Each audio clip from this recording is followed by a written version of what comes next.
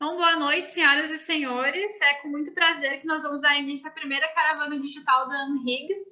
Nós solicitamos que mantenham os áudios e câmeras desligadas e todas as dúvidas e contribuições sejam encaminhadas pelo chat. Ao final do evento, os nossos palestrantes vão tirar todas as dúvidas do público. O tradicional projeto de descentralização de atividades científicas da Anhiggs neste ano será realizado de forma totalmente online. Com esse novo formato, as seccionais e as sociedades de especialidade poderão atuar de forma cada vez mais integrada, atendendo às necessidades de cada região e com uma maior área de abrangência. Nessa primeira edição, a Caravana Digital Anhiggs contará com a promoção da Associação Médica de Vacaria, da Sociedade Médica de Caxias do Sul, da Associação Médica do Vale do Taquari, da Associação Médica de Bento Gonçalves e da Associação Médica de Venâncio Aires. Nesse mês, nós vamos abordar o tema consequências psicológicas e neurológicas após quadros graves de Covid-19. Nesse momento, eu vou passar a palavra ao Dr. Paulo Morassutti, vice-presidente da Associação Médica do Rio Grande do Sul, a nossa Anhiggs. Dr. Paulo, por favor, pode fazer a sua participação.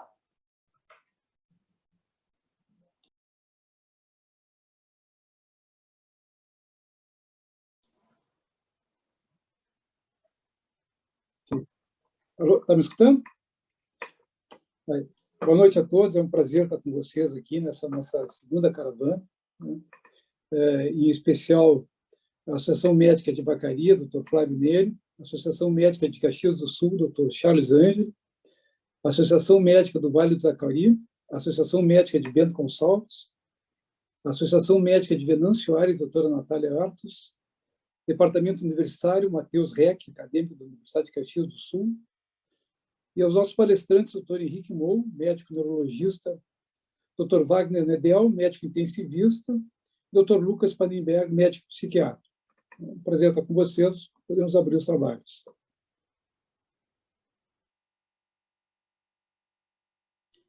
Então, agradecemos ao doutor Morassutti e convidamos, então, o presidente da Associação Médica de Vacaria, doutor Flávio Neri, a fazer o uso da palavra.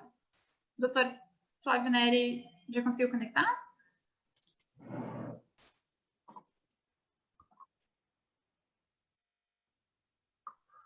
Boa noite.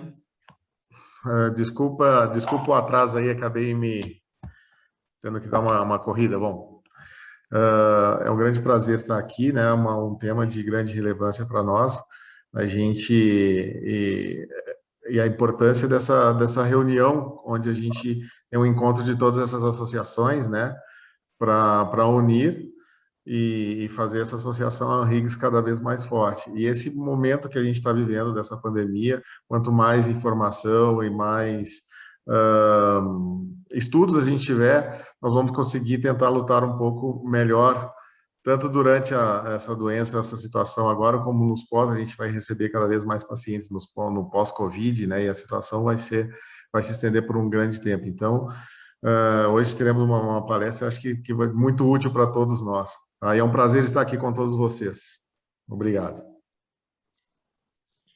Obrigada, doutor Flávio. Nós vamos convidar também o doutor Charles Angeli, presidente da Associação Médica de Caxias do Sul, para fazer o uso da palavra. Boa noite a todos. Em nome da diretoria da AMEX também, ficamos muito felizes com esse convite, a ideia de trazer a caravana virtualmente, que nesse momento é o que é possível, mas a gente está vendo que consegue um bom número de inscritos para um tema de tão relevância, né, na atualidade. E agradecer o convite, então, da Anhiggs, dizer que a AMEX está se reformulando, a gente está trocando a sede antiga por uma sede nova, moderna, que logo, logo ela vai ser apresentada para todos os sócios. Bem.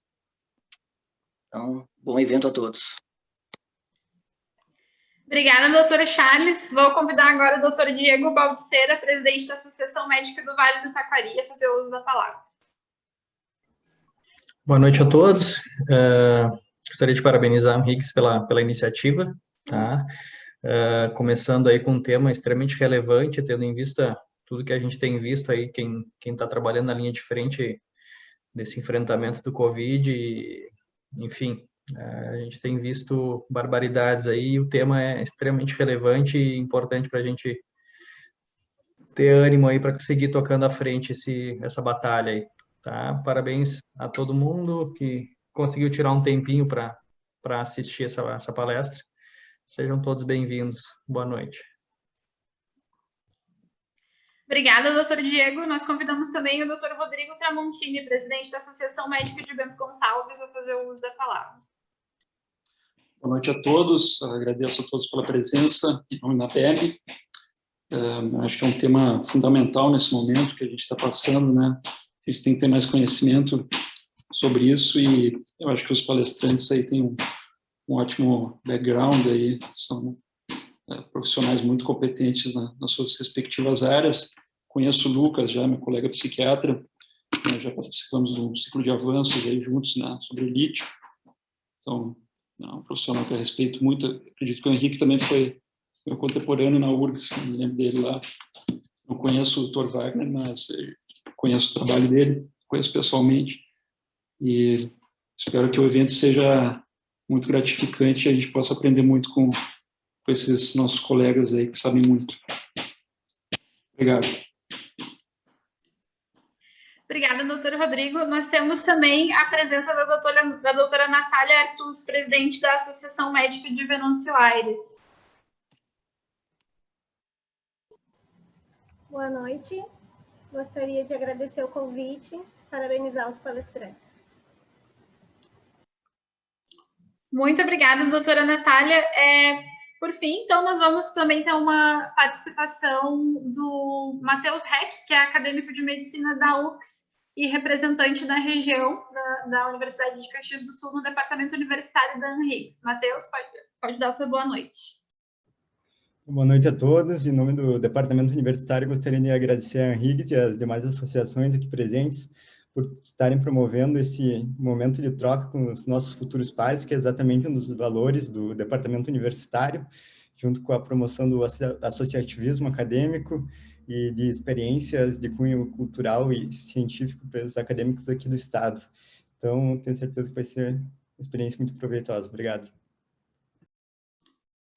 Obrigada a todos pelas palavras. E em nome da Henriques também nós agradecemos a parceria com as seccionais e as sociedades médicas de especialidade que nos recepcionaram de forma virtual nesse nosso primeiro evento. Um agradecimento especial à Associação de Psiquiatria do Rio Grande do Sul, à Sociedade de Neurologia e Neurocirurgia do Rio Grande do Sul e a Sociedade de Terapia Intensiva do Rio Grande do Sul, que nos ajudaram a trazer profissionais de excelência para fazer a palestra hoje aqui. Então, nesse momento, nós vamos dar início à nossa atividade científica, né, a palestra com os nossos convidados, iniciando com o Dr. Lucas Spangenberg, que é da APRS. Ele é coordenador adjunto do projeto Telepsi do Hospital de Clínicas de Porto Alegre, em parceria com o Ministério da Saúde. Pós-doc sênior do Hospital de Clínicas de Porto Alegre, professor adjunto do Núcleo de Neurociências da Escola de Medicina da PUC-RS, atende pacientes da Unidade de Internação Psiquiatra do HSL da PUC, desde 2008 como psiquiatra e preceptor da residência, e coordena uma equipe de assistência e internação psiquiátrica. Atualmente compõe a diretoria da Associação de Psiquiatria do Rio Grande do Sul e do Centro de Estudos em Psiquiatria Integrada, como diretor-tesoureiro e diretor-tesoureiro adjunto. Dr. Lucas, então, seja muito bem-vindo. Obrigado, Júlia. Boa noite a todos. É uma honra estar aqui. Agradeço o convite para a gente compartilhar aí experiências. Vou trazer algum material para vocês, mas acho que a parte rica desse tipo de encontro é a discussão depois. E a gente poder unir disciplinas, né? Colegas aí com uma série de inserções aí num momento tão difícil. Hoje o país batendo o recorde de novo, né? De mortes. E a gente passando por turbulências aí políticas, enfim. Vou compartilhar minha tela para dividir um material aqui com vocês. Acho que já está dando para ver, né, a minha tela? Sim, vemos bem. Ok. Então, eu vou falar sobre consequências psicológicas e psiquiátricas após quadros graves de Covid Não vou me limitar a isso, acho que a ideia é a gente poder debater também isso, né? Mas tem coisas que estão, enfim, acontecendo nesse momento aí que eu também trouxe para a gente conversar, né? Já fui apresentado, não vou aqui falar, né, das instituições todas também que represento, né, de alguma forma. Para situar, né, a gente está na maior emergência de saúde nos últimos 100 anos. Hoje de manhã eram 2.774.715 mortes. Hoje a gente já tem de tarde muito mais do que isso, alguns milhares de mortes a mais, né? Isso trouxe um colapso para os sistemas de saúde no mundo todo, disrupções das estruturas sociais, crise econômica, morbidade elevada. Essas são esse número, esse quantitativo impressionante é de mortes, né? Mas uma série de outras pessoas adoeceram, né? Desenvolveram sequelas físicas e psicológicas e experiências traumáticas também em decorrência dessa emergência de saúde pública que está longe de terminar. Foram impostas medidas de restrição de mobilidade, contato físico, como quarentena, distanciamento físico, isolamento, né? E a gente tem uma série de tipos de isolamento aí, tanto os voluntários quanto das pessoas que estão trabalhando na linha de frente estão isoladas, né, pela sua condição, pela natureza do seu trabalho, e as pessoas que estão internadas, né, que estão passando por situações de isolamento também, com implicações para a sua saúde mental. Temos uma crise de lideranças também, né, e isso fica muito evidente aí, né, a gente, país batendo cabeça aí, sem uma liderança mais diretiva, mais clara, né, mais assertiva e mais coerente também, né, que possa nos trazer aí um caminho para lidar com isso, e um cenário, então, de muita incerteza e imprevisibilidade que também gera impactos muito, muito importantes na nossa saúde mental. Essa é uma figura famosa, né, que vocês devem ter visto já em várias apresentações, né? Não é exatamente isso, né, mas acho que isso representa um pouco dos desafios que a gente tem, né, para lidar com essa pandemia. A gente está numa primeira onda aqui, agora nem dá mais para chamar de primeira onda, mas entendemos essa linha mais roxa aí como a onda da Covid, as implicações diretas relacionadas à morbidade, à mortalidade do vírus, né, da Covid-19, que traz, sem dúvida nenhuma, um cenário desafiador aí, estressante para todos nós. E a gente não para de adoecer por outras coisas porque a Covid está aí, né? Com certeza não conseguimos atender outras condições de saúde da mesma forma com hospitais colapsados, sobrecarregados, né? Então a gente tem isso, a gente vai pagar essa conta, né? Depois vão ter complicações urgentes não relacionadas à Covid que, né, vão chegar no sistema de saúde e a gente vai ter que atender. Depois, descompensações de doenças crônicas que, de certa forma, também estão agora subatendidas, né, subassistidas em função da alta demanda da Covid, e vou me ocupar mais dessa quarta onda aqui, né, são problemas psiquiátricos, doenças mentais, tem um problema econômico aqui, mas também se relaciona a isso, e burnout relacionado a tudo isso e as implicações que isso está trazendo para a nossa vida.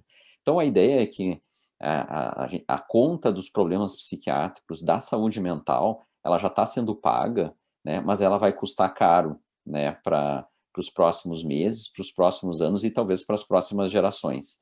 Né, isso aqui vai trazer implicações importantes aí para a sociedade como um todo. Tem muitos estudos, né, tá saindo muita coisa. Eu me lembro, ano passado a gente já teve eventos aí com a Higgs, né, eu estava olhando um pouco a apresentação, a gente já tinha algum material, assim, né, sobre os impactos da saúde mental, na saúde mental da pandemia, mas hoje a gente tem estudos mais estruturados, estudos com N's gigantes, né, com amostras muito grandes de pessoas, né, a gente vê aí acometimento em uma série de dimensões de sintomas emocionais, né, ansiedade, insônia, mas também depressão, sintomas de transtorno obsessivo compulsivo, sintomas de estresse pós-traumático, e isso está pegando em termos gerais, né? As pessoas, em geral, estão pagando essa conta, né? Estão adoecendo em função direta do vírus, da morbidade, mortalidade. Hoje, se antes era difícil a gente conhecer, ou era mais nem todo mundo conhecia alguém que já tinha internado por Covid ou uma pessoa que tinha falecido. Hoje é mais difícil conhecer alguém que não conhece alguém que foi acometido pela doença, né? Ela realmente está num momento muito grave aqui no nosso país. Tem muitos estudos comparando, né, as pessoas em geral com algumas populações vulneráveis, né? Esse aqui é um estudo de prevalência de morbidade psicológica, agora no final de 2020, comparando a população geral, profissionais de saúde e pacientes com Covid. Né? Dependendo da dimensão de sintomas avaliados ali, temos eventualmente profissionais de saúde, né, com mais acometimento, como ali na insônia, né, profissionais de saúde, né, estão sobrecarregados, principalmente quem está trabalhando mesmo na Covid, na linha de frente. Mas, em geral, pacientes acometidos pela Covid-19 desenvolvem sintomas psicológicos e sintomas psiquiátricos, uma proporção bem maior que os trabalhadores em saúde e significativamente maior do que a população em geral. Esse outro estudo, com um N significativo, aí, quase 4.000 pessoas, investigou sintomas depressivos persistentes depois de uma infecção pela Covid. E o que o estudo achou, né? Que os sintomas depressivos, então sintomas de depressão, são diretamente proporcionais à gravidade da Covid. Aqui no gráfico fica claro, ó, quanto maior a gravidade dos sintomas que a pessoa teve de Covid, maior é a chance de ela ter sintomas depressivos moderados a graves. E existe uma relação bidirecional entre o adoecimento por Covid e transtornos psiquiátricos. Esse é uma corte de mais de 60.000 pessoas que investigou isso, e o achado dela é que os sobreviventes da Covid-19, então, têm uma taxa significativamente maior de transtornos psiquiátricos. Então, pessoas que desenvolvem a Covid, que tiveram a doença, têm mais transtorno psiquiátrico, têm mais demência, têm mais sintomas como insônia. E quem tem doença psiquiátrica prévia, ou seja, quem já tinha sintomas, ou quem já tinha doença, né, o diagnóstico estabelecido, tem mais chance de ser diagnosticado por Covid, é mais acometido, né, e isso tá mais evidente para alguns diagnósticos, né, mas de maneira geral isso ocorre também.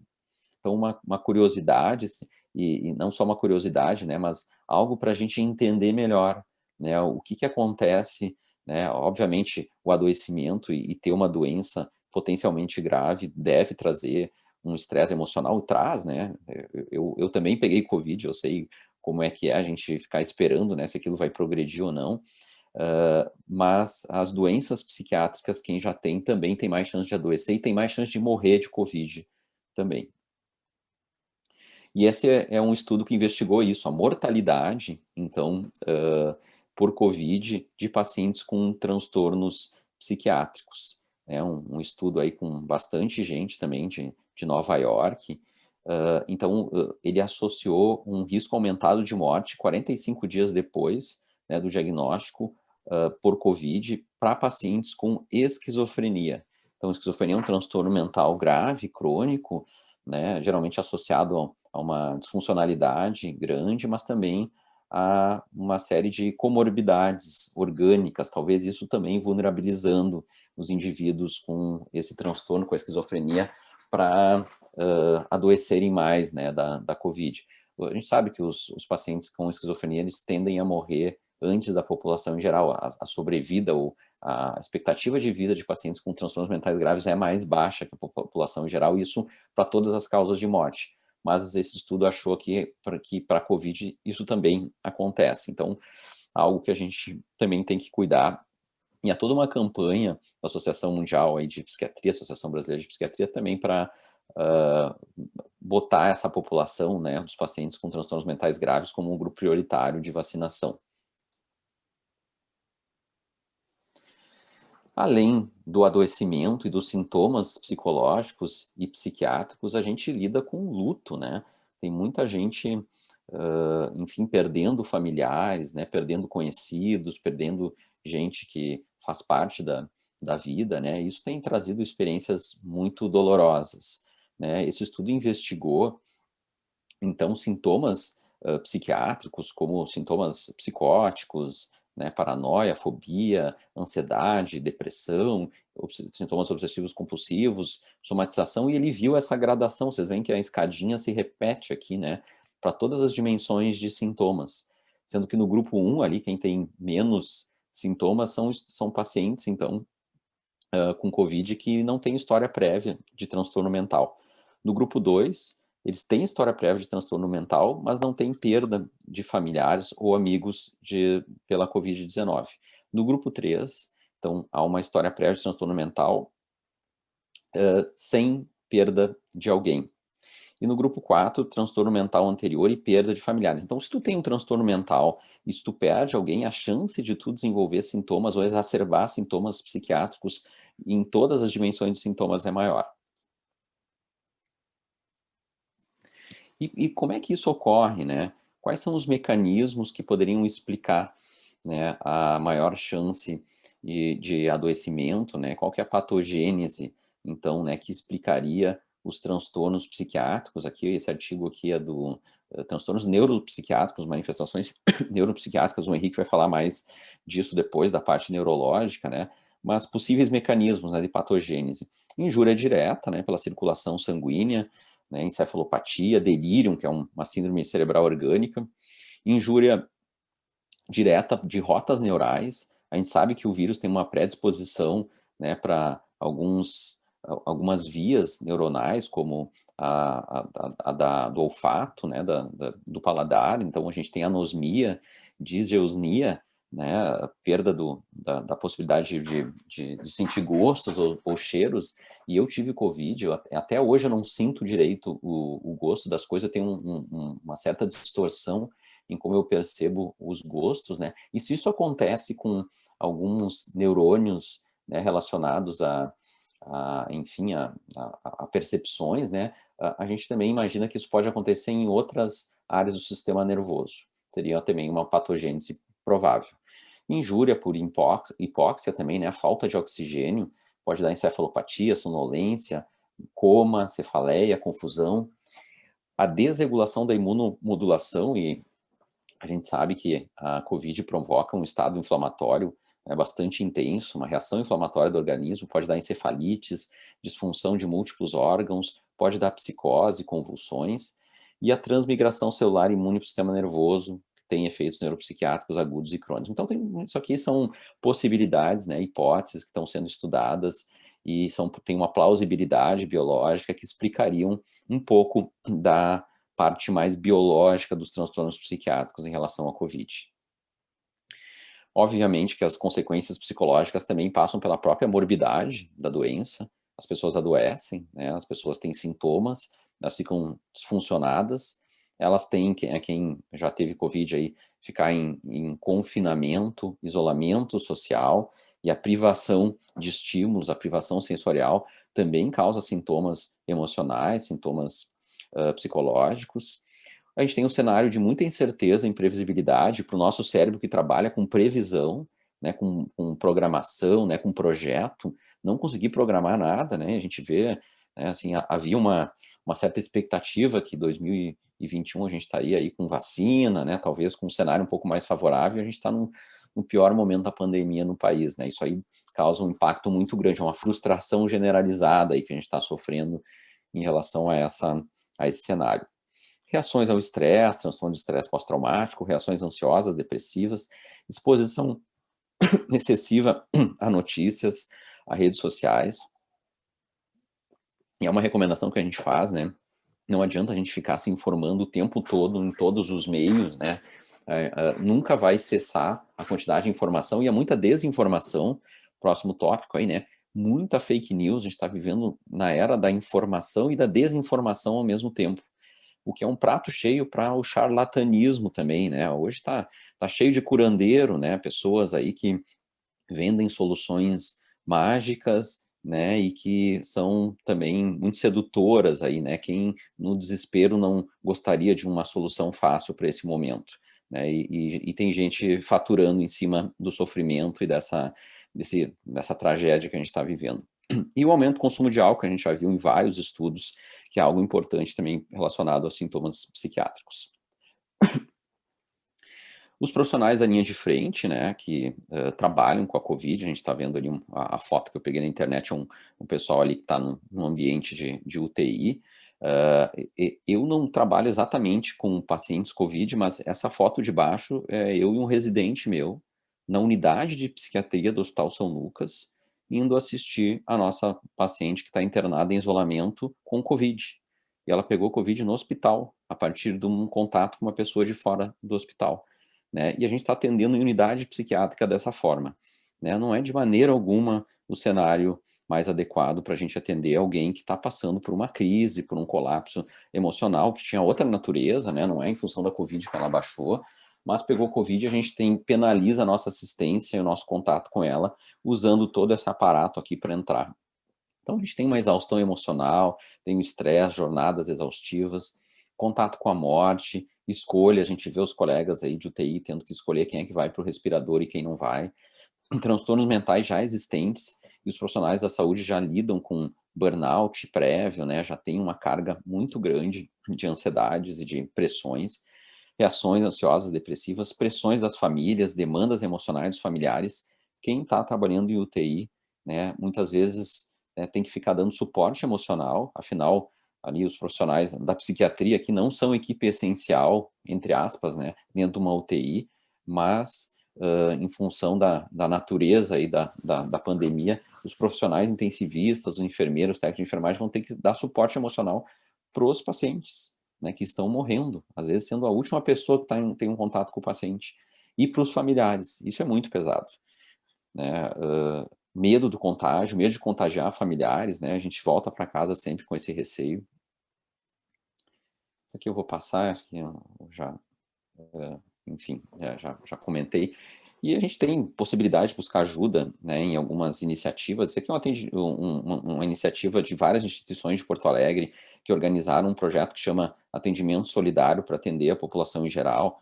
Depois vou mostrar um pouquinho sobre isso. O Telepsi, que é um projeto que eu ajudo a coordenar do Hospital de Clínicas. E ali no Hospital de São Lucas a gente tem o Conta Comigo.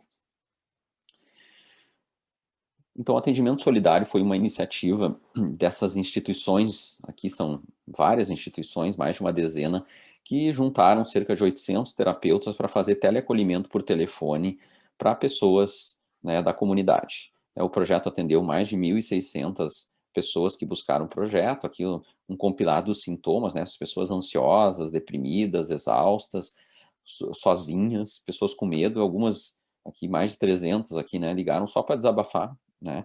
O projeto foi interrompido em dezembro e a gente está organizando para que isso retorne agora em função desse novo pico. O Telepsi é um projeto do Hospital de Clínicas, financiado pelo Ministério da Saúde, com apoio e endosso dessas instituições todas aqui. Né? É um programa de teleatendimento para profissionais do SUS, né, que oferece telepsicoterapia e avaliação de telepsiquiatria para os profissionais do SUS. A gente montou aqui um time grande de psicólogos e psiquiatras, treinamos essas pessoas e oferecemos os protocolos de telepsicoeducação, telepsicoterapia interpessoal, telepsicoterapia cognitivo-comportamental e avaliação em telepsiquiatria, com esses quantitativos de atendimento já, então mais de 2.800, quase 3.000 atendimentos. E na plataforma, no site do Telepsi, vocês podem procurar aí no Google, a gente tem também uma seção educativa. A gente construiu vídeos de psicoeducação, né, sobre medo de contágio, ansiedade, o que é tristeza, o que é depressão, burnout. Aqui tem uma lista aqui, né, de todos os vídeos que a gente fez, dezenas, né, como fazer respiração diafragmática, mindfulness, né, como exercitar flexibilidade cognitiva e outras tantas estratégias, como lidar com o luto. Isso aqui, vídeos de 2 a 3 minutos, curtinhos e que todo mundo pode usar e também recomendar para as pessoas. E no Hospital São Lucas da PUC a gente está retomando um projeto que também tinha sido descontinuado e que hoje é imperativo assim, né, para a instituição. A gente está com equipes, né, com o Hospital da PUC lá com 6 UTIs, né, as equipes completamente sobrecarregadas, emergências, né, colapsada, e os profissionais lidando com a morte o tempo inteiro, né, às vezes né, sendo ali a rotina, né, assim, liberando o leito em função de alguém que faleceu. Então a gente construiu lá, organizou uma sala de descompressão, né, onde a gente deixa profissionais, colegas ali de saúde mental, residentes nossos, disponíveis para fazer um primeiro atendimento para os colegas aí das UTIs, das emergências, os profissionais do hospital. A gente tem equipes de comunicação, o hospital também recrutou todos os residentes que hoje fazem um meio de campo entre as equipes de UTI e as famílias. As equipes de UTI não têm tempo de falar com as famílias, tamanho é carga de trabalho. Então, os residentes estão fazendo um contato, né, estão dando notícias, estão passando um boletim diário aí para as famílias. A gente oferece um suporte psicológico através de voluntariado, de colegas mais velhos que estão em isolamento, psiquiatras, né, que estão participando, e um atendimento psiquiátrico eventual quando necessário. É um jeito aí de nós, da saúde mental, estarmos aí na linha de frente também, né, trabalhando e dando suporte para os colegas aí que estão precisando. Então, a gente fica com muitas perguntas, né? Quando é que vai acabar essa pandemia? Se a vida vai voltar ao normal? Né? O que vai acontecer com a vida? Nossa saúde mental vai resistir? Temos risco de outra pandemia? A gente não tem muitas respostas ainda, né? Mas a mensagem que eu deixo é: vai passar, né? Tudo passa, a humanidade já passou por crises muito grandes, né? Por situações terríveis, né? Onde houveram grandes perdas humanas, grandes estressores, mas sempre passamos por isso e entendo que a gente sempre saiu melhor do que entrou dessas situações. Então essa é a minha contribuição inicial, fiquei no tempo aqui para não tirar tempo dos colegas e depois a gente tem um tempo aí para trocar uma ideia e tirar dúvidas também. Tá? Obrigado por enquanto. Muito obrigada, doutor Lucas, pela sua exposição. Agora nós convidamos o doutor Wagner Nedel, que é presidente da Sociedade de Terapia Intensiva do Rio Grande do Sul, a SOTIRCS, a fazer a sua exposição. O doutor Wagner Nedel é médico plantonista do Hospital de Clínicas de Porto Alegre, é médico rotineiro do Hospital Nossa Senhora da Conceição, preceptor e coordenador do Programa de Residência Médica em Terapia Intensiva do Hospital Nossa Senhora da Conceição, Grupo Hospitalar Conceição. Atualmente é presidente da SOTIRCS, tem experiência na área de medicina, com ênfase em terapia intensiva, atuando principalmente nos seguintes temas: candidaemia, sepse, infecções fúngicas invasivas, disfunção múltipla de órgãos e medicina baseada em evidências. Dr. Wagner, seja muito bem-vindo. Obrigado, Júlia. Em nome do intensivismo gaúcho, que coube a mim representar aqui, eu gostaria de agradecer o convite. Ficamos muito honrados de participar dessa mesa e participar desse debate tão rico e tão importante para o nosso cenário atual. Então, coube a mim falar das formas graves, que é o que a gente vê, e basicamente dos pacientes que saem da UTI, né? Então, assim, em primeiro momento, a gente tem que entender que a COVID, no seu processo fisiopatológico, né?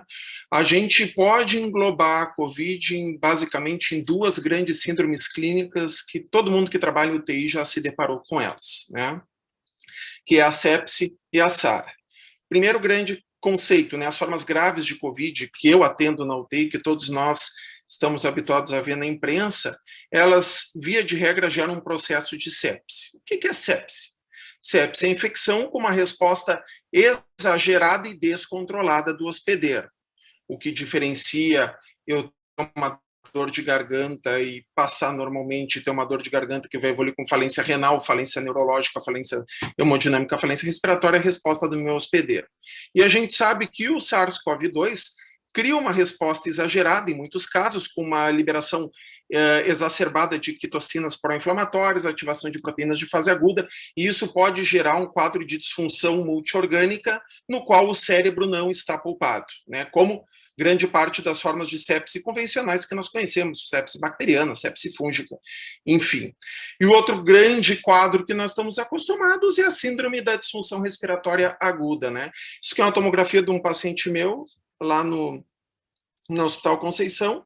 O que é a SDRA, também conhecida como SARA, né, que é um termo mais antigo, né? É uma grave, persistente, apesar do suporte invasivo, suporte ventilatório mecânico, que acomete os dois pulmões em 4 quadrantes, né? Então, aqui a gente não precisa ser muito pedagógico para mostrar que temos um problema com infiltrado, isso aqui tudo de infiltrado viral, isso aqui vai gerar uma hipoxemia grave e persistente nos nossos pacientes. Então, os pacientes portadores de COVID podem ser enquadrados nessas duas grandes síndromes. E, evidentemente, esses sobreviventes de UTI já estão sendo estudados, já estão sendo analisados, já estão sendo considerados um problema de saúde pública, não só no exterior, como aqui no Brasil também. A gente vai se deparar com uma crise muito grande nesse contexto, né? E isso já está na imprensa leiga para todo mundo ler sobre os sobreviventes da Covid-19, né? Então, assim, para mim é muito fácil falar, a gente tem pouquíssimos dados de Covid, eu vou trazer no fim, assim, alguns poucos dados que nós temos sobreviventes a longo prazo de UTI, né? Que ao contrário do que os colegas vão falar, eu pego os pacientes com semanas ou meses depois da apresentação inicial, né? Os casos que não foram tão bem assim. Então, eles têm algumas peculiaridades. Então, a grande questão é, resgatando o que a gente tem de sobreviventes de UTI de um ponto de vista global, geral, né? Temos vários dados na literatura, isso aqui é uma revisão sistemática do ano passado, com meta-análise, né? A gente pode ver que um bom percentual desses pacientes não retorna ao trabalho em 3 meses, né? Metade dos pacientes não vão conseguir retornar ao trabalho, né? Isso se sustenta passando para 6 meses, 1 ano, 3 anos, 5 anos. A gente sempre vai ter um percentual desses sobreviventes de doença crítica que, por conta da doença crítica, não vão conseguir retornar ao trabalho. Não só isso, muitos vão retornar para um trabalho pior, muitos vão ter que mudar de ocupação para uma ocupação menos complexa, muitos vão perder efetividade no seu trabalho, muitos vão perder o seu emprego, e outros, como eu falei, não vão conseguir ter capacidade de retornar ao seu trabalho. Em pacientes sépticos, né, como eu falei, que é uma das grandes síndromes clínicas que os nossos pacientes internados em UTI podem ser enquadrados, né, a gente vê que há, depois de um evento de sepse, né, alterações cognitivas importantes nesses pacientes. A gente tem até 20% dos pacientes com alterações cognitivas moderadas a graves, né? Então, é um problema relevante de saúde que a gente já sabe que nós vamos nos deparar com isso, já não é mistério para nós, né? A trajetória funcional desses pacientes se sustenta por meses após a internação em UTI, eles vão manter as suas incapacidades graves, né? Em um bom percentual desses pacientes, né? E as limitações que esses pacientes são sujeitos estão desde se vestir, tomar banho, comer sozinho, higiene pessoal, né? Ir no mercado, manejar dinheiro, entregar um dinheiro para uma compra, pegar troco, tomar sozinho os seus medicamentos. São falhas cognitivas, são perdas cognitivas, perdas funcionais que vão se sustentar em um percentual bem relevante de pacientes, isso vai ficar por bastante tempo. Essa é a mensagem que fica. Né? Em doentes críticos gerais, tanto sépticos ou pacientes portadores de síndrome de disfunção respiratória, né? A gente vê que até 40% dos pacientes jovens vão ter perda cognitiva equivalente a um TCE leve, isso medido por R-Bands, né, que é uma das ferramentas de testagem cognitiva mais consagradas na literatura, e isso se sustenta por 12 meses. Em idosos, a perda cognitiva em 1/4 dessa população vai ser equivalente a um Alzheimer nesses pacientes. Pacientes que eram funcionais previamente vão ter uma perda que vai se sustentar. Aí a gente vai para um cenário que, para nós, nós gostamos de enquadrar nossos pacientes em síndromes, né? E já tem uma síndrome muito bem descrita, que é a síndrome pós-terapia intensiva, né, a PICS, né, pós-cuidados intensivos, né, isso vai atingir principalmente o sobrevivente, né, que vai ter um componente de distúrbio cognitivo, alterações na saúde mental, depressão, estresse pós-traumático, transtornos de ansiedade e limitações físicas, tanto pulmonares como neuromuscular, quanto na função física. Também vou abordar um pouco também o ponto dos familiares nesse momento aí. Então, a prevalência acaba se sustentando, né, de curto prazo para longo prazo, a gente tem muita incidência sustentada de déficit cognitivo, numa minoria de pacientes, um déficit de depressão, déficit de incapacidade física, né? Claro que o paciente pode ter um somatório de todos esses componentes da síndrome, e via de regra, a gente vai ter um percentual baixo de pacientes que vai sair sem ter a síndrome pós-UTI, né? Evidentemente, quanto maior a gravidade do paciente na admissão na UTI, quanto maior a quantidade de falências orgânicas que ele apresentar, maior a probabilidade dele ter síndrome pós-UTI, né? Isso, claro, é minimizado em pacientes, quanto maior o tempo educacional desses pacientes, esse risco é minimizado, né? Pacientes com cenário educacional menor, que é muito comum, principalmente no Serviço de Saúde Público do Brasil, vão sustentar a longo prazo problemas maiores de PICS, né? Vão ter mais síndrome pós-UTI nesses pacientes, e evidentemente pacientes mais frágeis, né? Pacientes que já tinham uma fragilidade prévia, uma incapacidade física, uma incapacidade cognitiva maior, isso vai ter uma incidência maior de síndrome pós-UTI no futuro, e isso se sustenta por 1 ano até depois da sua trajetória na UTI. Como eu falei, hoje em dia a gente não fala só do paciente, a gente fala do familiar na UTI também. Essa pessoa, ela é muito exposta, e quem já foi familiar de paciente na UTI sabe bem o que eu estou falando, né? Não é uma situação agradável para ninguém, né? Esse paciente está exposto a diversas emoções, a diversos transtornos de ansiedade, a mudanças agudas no quadro clínico do seu familiar querido, a falta de notícia, a notícia inadequada, a incapacidade de entender as notícias que a gente fornece. Então, tem um transtorno mal adaptativo a todo esse cenário. Vão ser familiares que vão ter deprivação do sono, vão estar expostos a emoções muito grandes, que é difícil de manejar e contornar com isso daí. Vai ter muito manejo de conflito familiar também, via de regra, os familiares cuidadores têm uma postura, familiares que não são tão presentes na trajetória de vida do paciente vão ter outra postura, né? Isso está associado a um viés cognitivo, está associado a um transtorno antecipatório desse familiar de passar por tudo de novo, né? Vai passar por uma sobrecarga de trabalho desse familiar, né? Para cuidar de um paciente dependente, sobrevivente UTI, é no mínimo uma pessoa em idade economicamente ativa para cuidar desse paciente. Então, ou é alguém da família que vai cuidar sozinho, ou são várias pessoas que vão dividir essa carga de trabalho, ou alguém que vai ser pago para fazer isso. Então, o impacto familiar de um sobrevivente de UTI é muito grande, a gente tem que estar alerta e tem que ter empatia com esses familiares, né? Quando a gente fala de pacientes, né, um outro transtorno muito grande, muito presente é o estresse pós-traumático, né, que esses pacientes estão sujeitos.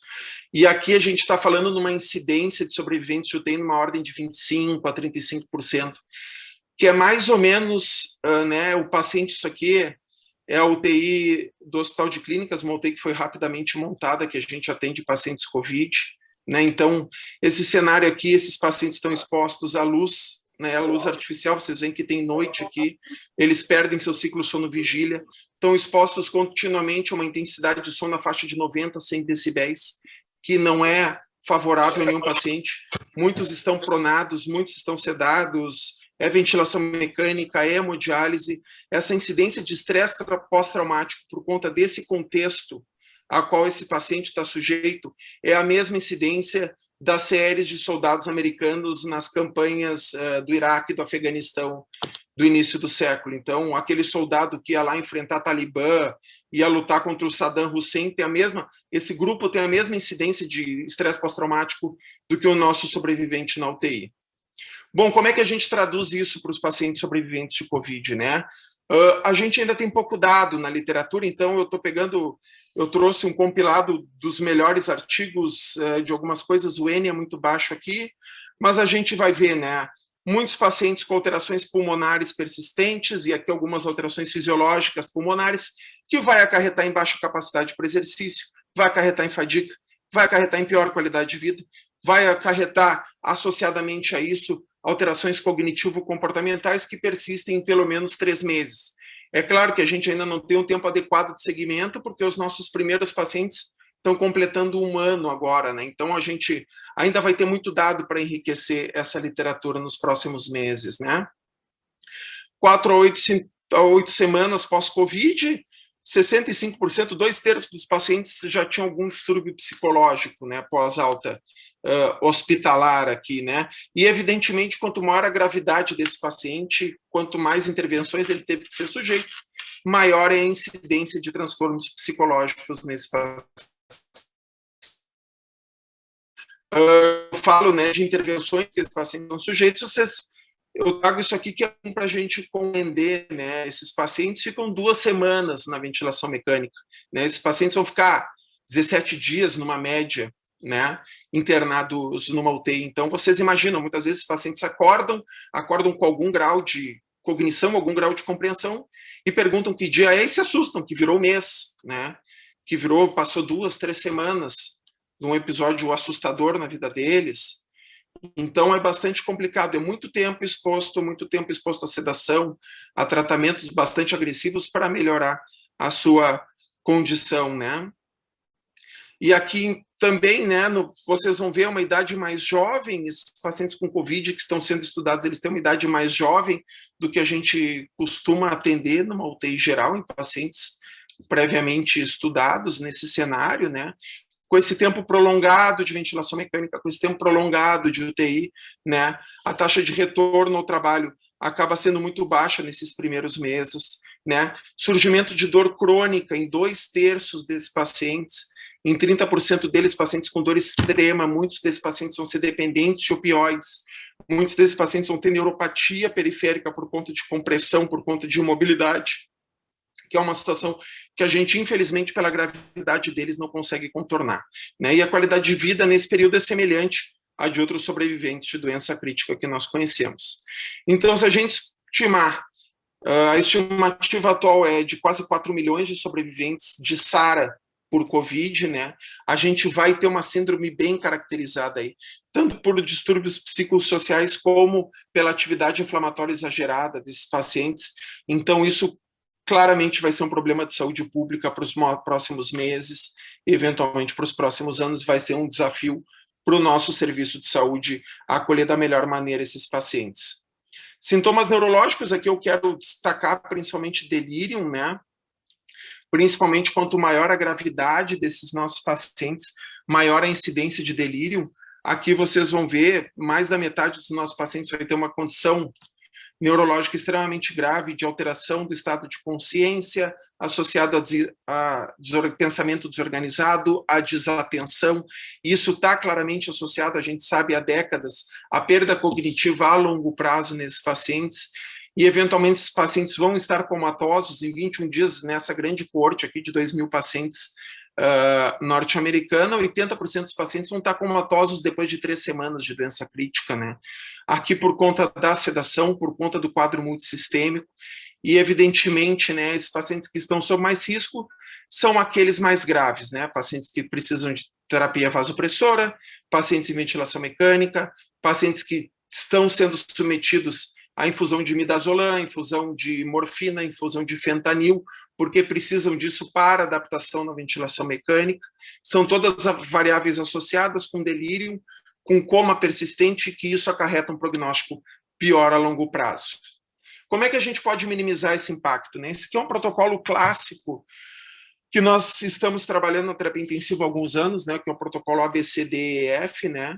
Primeiro lugar, avaliação da dor. Segundo lugar, pausa diária de sedação e teste de ventilação espontânea. Então, testar diariamente os pacientes que podem sair do respirador. A escolha da sedação, tentando evitar benzodiazepínicos, é uma variável importante nos nossos pacientes. Estratégias para minimizar o delírio desses pacientes e ter uma situação profilática mais adequada para esses pacientes. Mobilidade precoce, que ajuda muito na reabilitação e na presença de familiares. O que a gente consegue implementar nesses pacientes agora? Muito pouco. Tanto pela carga de trabalho, pelo volume apocalíptico de pacientes que estão necessitando dos cuidados de terapia intensiva e pela gravidade desses pacientes. Aqui, por exemplo, escolha de sedação, eu gostaria muito de poupar o meu paciente de usar midazolam, mas muitas vezes a gente se depara com alternativas que não são viáveis, acabam os estoques de drogas alternativas, a gente tem que usar a droga que a gente tem, a gente está vendo mais pacientes, a nossa carga de trabalho está aumentada, a gente não consegue fornecer uma mobilidade precoce para esses pacientes, a gente tem todo o risco sanitário que a gente tira a presença dos familiares da visita desses pacientes. Então, é um cenário da medicina que a gente pode fazer. É o ideal? Não é. É a medicina do possível, e isso, infelizmente, vai ter impacto tanto pela gravidade desses pacientes, que não é pequena, como pelo cenário catastrófico que a gente vive. esse aqui foi o nosso primeiro paciente do Conceição. Ele internou na segunda semana de março do ano passado, Lucas. Eu trago aqui o depoimento dele porque ele tornou esse depoimento dele público, ele já foi para a TV falar isso.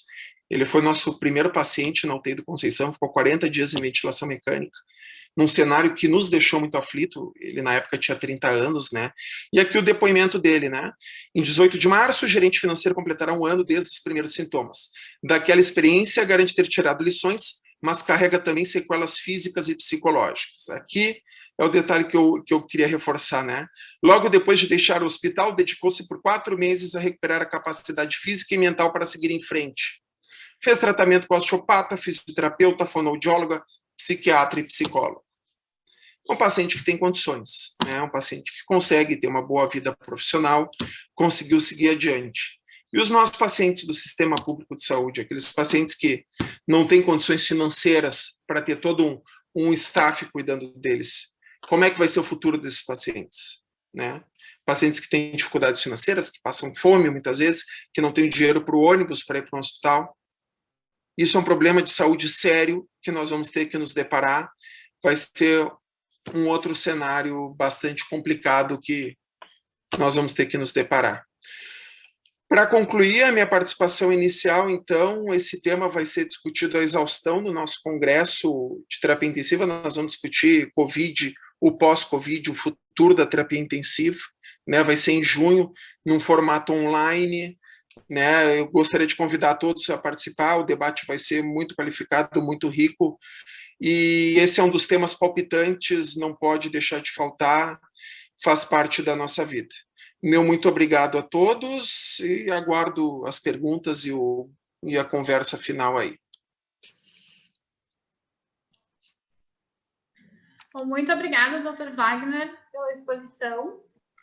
Então, nesse momento, nós convidamos o Dr. Henrique Mor, coordenador do Serviço de Neurologia do Hospital Mãe de Deus, a fazer a sua exposição. O Dr. Henrique Mor é médico neurologista com graduação em medicina pela Faculdade de Medicina da URGS, possui residência em neurologia pelo Hospital Mãe de Deus e atualmente trabalha como neurologista no Hospital Mãe de Deus na internação, emergência neurológica e pesquisa neurológica. Doutor Henrique, por favor, seja bem-vindo. Boa noite. Me ouve bem? Tudo certo? Sim. Tá, fazer ótimo. O compartilhamento da sua... Tá. Então, pessoal, obrigado pelo convite da Unhiggs, da Sociedade de Neurologia e Neurocirurgia do Rio Grande do Sul. Lembrando, agora, 1 ano atrás que começou, né, a COVID, e na época eu lembro de pensar assim, seria legal estar participando da COVID, mas atualmente eu sou neurologista, minha área parece distante do que está acontecendo agora, e agora a gente está aqui conversando sobre consequências neurológicas e psiquiátricas da COVID, né? Então, logo que surgiu a COVID, vieram os primeiros relatos de que não era só uma síndrome respiratória. Pode passar, Júlia. Eu vou pedir para a Júlia passar, porque eu tive que usar no meu celular, então ela vai compartilhar para mim os slides. Então, como eu ia dizendo, logo surgiram evidências de que a COVID ia além do pulmão. Eu coloquei aqui uma reportagem ali, aquela primeira do New York Times, falando de pacientes pós-COVID sentindo como se estivessem sofrendo de demência. Esse senhor ali que está na foto, por exemplo, é um paciente que, quando pegou COVID, ele não lembrava de uma viagem que ele tinha feito recentemente, na qual ficou 12 dias em Paris. Uma reportagem bem interessante, coloca também um testemunho de uma enfermeira que, ao voltar ao trabalho, esqueceu todos os jargões que ela usava na prática médica, na prática de enfermagem dela diária. E logo também, eu lembro, no início, fui confrontado, me chamaram para avaliar uma enfermeira que teve um quadro leve de COVID e, ao retornar ao trabalho, simplesmente não sabia mais como trabalhar e estava tendo diversas mioclonias, né? Então, ficou claro logo de antemão assim, que a gente estava vendo muito que tinha coisas acontecendo além do pulmão. Eu coloquei aqui mais duas 2 recortes do New England, bem precoces também, relatando casos de AVC, de oclusão de grande vaso em pacientes jovens, com PCR positivo para SARS-CoV-2, e logo também relatos na Itália de pacientes com Guillain-Barré, junto com o quadro da Covid-19. E, atualmente, em um ano de pandemia, a gente tem várias complicações e consequências neurológicas dos quadros da Covid, e essas complicações elas ganham mais ênfase e gravidade para quadros graves de Covid. A gente vai falar sobre isso depois. Por exemplo, ageusia, anosmia, cefaleia, mialgia. E algum sintoma cognitivo, eles são bastante comuns, assim, e podem pegar quadros leves. Mas conforme a gravidade do quadro vai aumentando, conforme a resposta inflamatória vai aumentando, a gente começa a ver coisas mais graves. Por exemplo, AVC isquêmico, o ADEM, que é uma síndrome desmielinizante do sistema nervoso central, Guillain-Barré, encefalites, inclusive encefalites autoimunes, com anticorpo anti-NMDA, declínios cognitivos mais proeminentes, paralisias de pares cranianos, delírio, encefalopatia, aqueles quadros de interação prolongada em CTI, com miopatias e neuropatias do ente crítico, o PRES, que é uma síndrome também de perda da autorregulação do fluxo cerebral, que pode acontecer em pacientes graves, com doenças agudas, a cefaleia, que eu falei, a trombose venosa cerebral, Miller-Fisher, uma variante do Guillain-Barré. Então, assim, toda uma miríade de complicações neurológicas que, apesar, assim, de percentualmente não serem tão significativas, quando a gente pega uma doença com a quantidade de casos que a gente está vendo da Covid, elas acabam sendo importantes, né? E acho que, para a gente conversar, é muito importante a gente retomar a patogênese, né? Porque a patogênese do dano neurológico, ela tem múltiplas vias, né? Que é como o vírus acaba atuando no organismo. A primeira, o Lucas tocou nesse assunto, acho que é super pertinente, é a questão da invasão viral, da questão da anosmia, né? Da perda do olfato. Então, isso remete à lesão de bulbo olfatório e a uma porta de entrada para o sistema nervoso central. Eu vi uma frase muito interessante, diz que, no geral, sempre a retina e o disco óptico foram considerados a porta de entrada para o cérebro. Mas na Covid, apareceu o bulbo olfatório, né? Que é um dos primeiros locais mais comuns onde o vírus ataca. Eu vou, daqui a pouco, entrar mais nisso, porque a boa notícia é que talvez não seja por lesão viral direta, tá? Mas é um mecanismo proposto possível que a Covid, o SARS-CoV, seja um vírus neurotrópico e, por si só, possa causar lesão neuronal. Mas os mecanismos predominantes, e aqui é muito importante para eles explicarem as alterações neurológicas, as sequelas neurológicas, são basicamente 3, na verdade. Eu botei 5 ali, mas é basicamente o inflamatório, o vascular e a hipóxia. O pós-infeccioso, ele entra mais no Guillain-Barré, né? Mas, assim, o mecanismo inflamatório, né? Que é o que a gente mais ouve falar da síndrome liberadora de citocinas, pacientes com níveis elevados de interleucina 6, fator de necrose tumoral, pacientes que vão acabar fazendo lesão endotelial, uma endotelite, pacientes que vão acabar tendo uma ativação do complemento, tendência à formação de trombos. Então, o mecanismo inflamatório e o mecanismo vascular, eles acabam se interconectando para levar a uma lesão endotelial, uma síndrome inflamatória sistêmica, com repercussões no sistema nervoso central. E a hipóxia, obviamente, esses pacientes, os graves, eles estão bastante hipoxêmicos. Desculpa, eu vi uma mensagem, é verdade, que vocês podem passar o slide, por favor?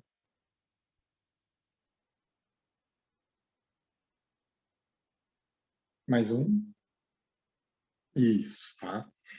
Então, esses pacientes estão super hipoxêmicos e então eles acabam tendo uma oferta menor de oxigênio no cérebro, acabam sendo predispostos a fazer lesões hipóxicas, com quadros de encefalopatia, delírio, e eventualmente até isquemias cerebrais.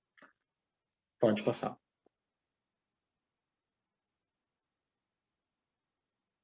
Então, a questão da invasão neuronal, isso eu acho que é uma coisa legal da gente conversar, né? Muito do que a COVID pode causar em termos psiquiátricos e neurológicos foi e ainda é atribuída à invasão direta do vírus, principalmente pela questão do bulbo olfatório. E tem esse recorte que eu botei do artigo recente da Nature Neurology, que coloca que, na verdade, provavelmente não, sabe?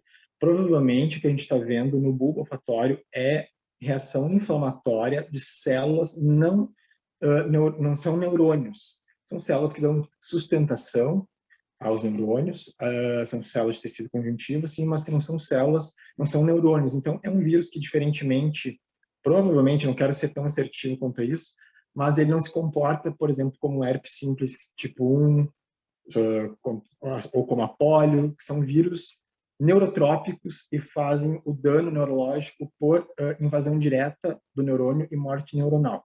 Possivelmente, o que a gente está vendo aqui são reações inflamatórias deflagradas pelo SARS-CoV-2, mas que o processo todo é guiado por linfócitos, por exemplo, linfócitos T, mas não diretamente pelo neurotropismo direto do vírus. Tá? Pode passar. Aqui eu coloquei um artigo da Stroke, colocando algumas imagens ali que denotam lesões extensas de substância branca, uma leucoencefalopatia que se vê em paciente. Desculpa.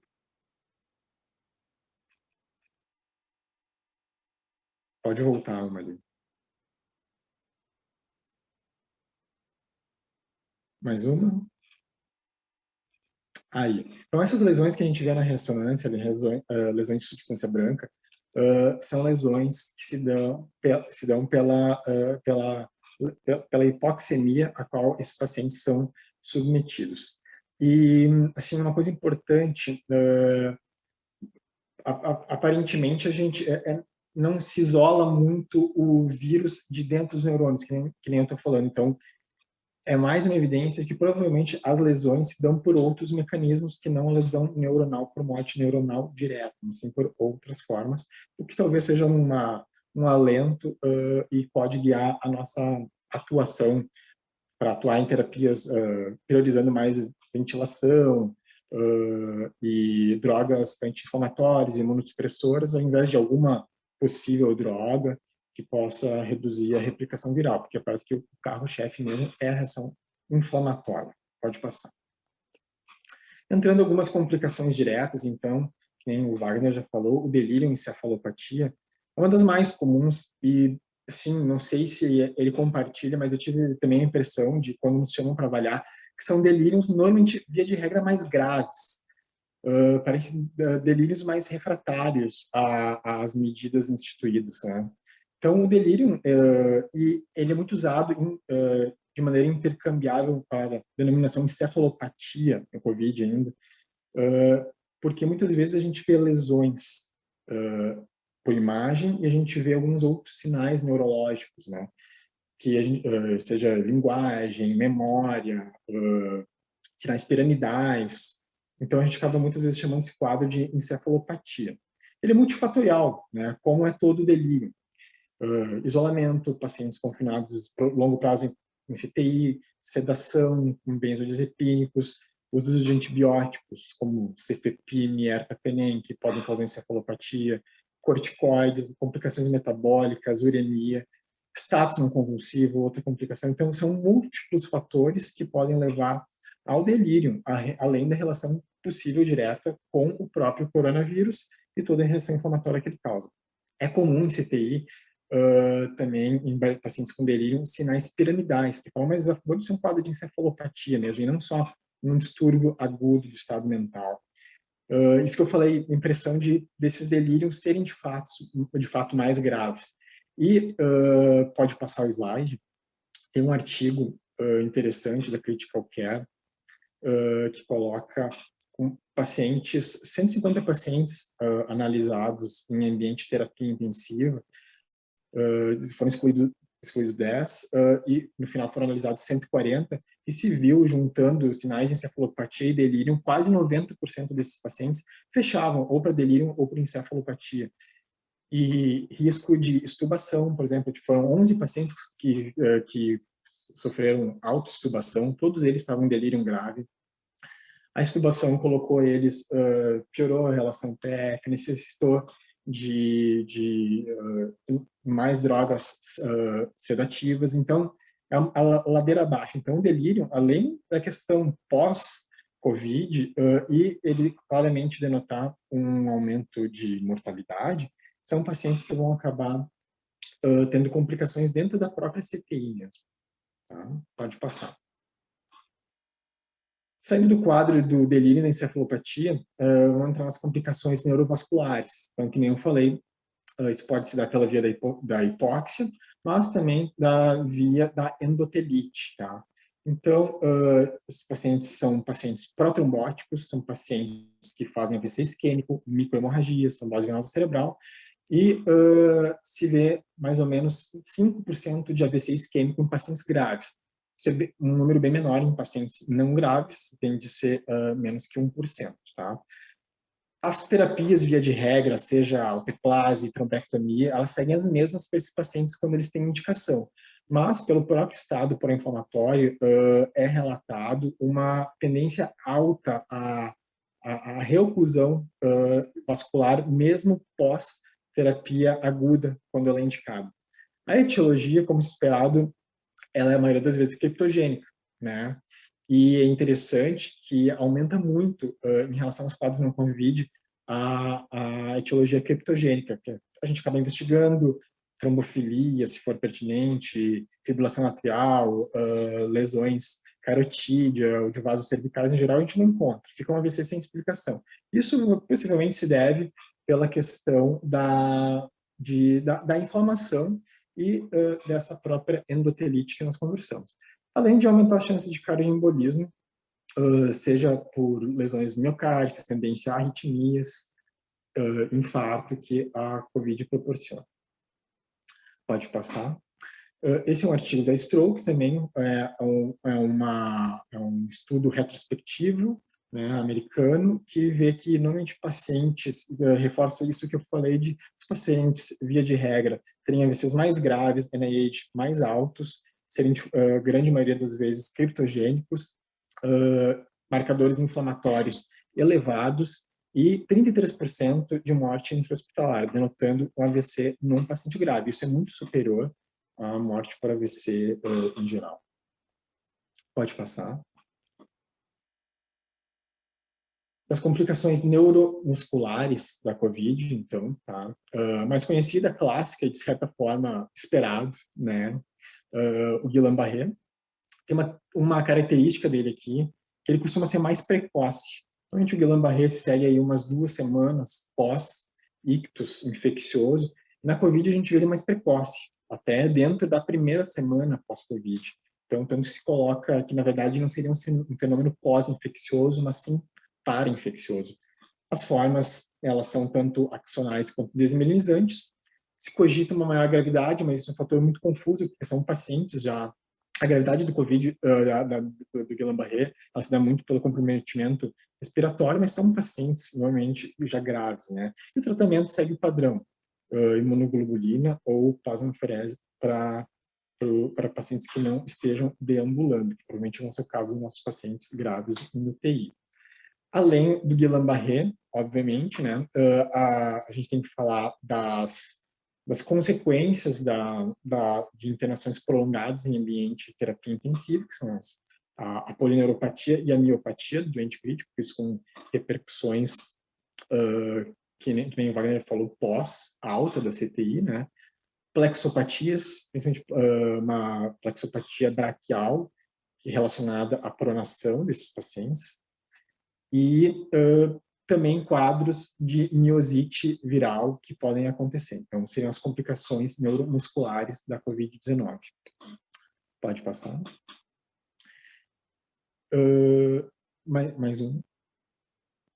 E daí vem as complicações neurocognitivas. Muito tem se relatado, eu falei no início da questão do brain fog, né, que é esse termo que tem se dado, essa névoa cerebral, e ela é muito misteriosa, assim, né, eu não sei, a gente pode conversar depois, mas muito frequente essa queixa.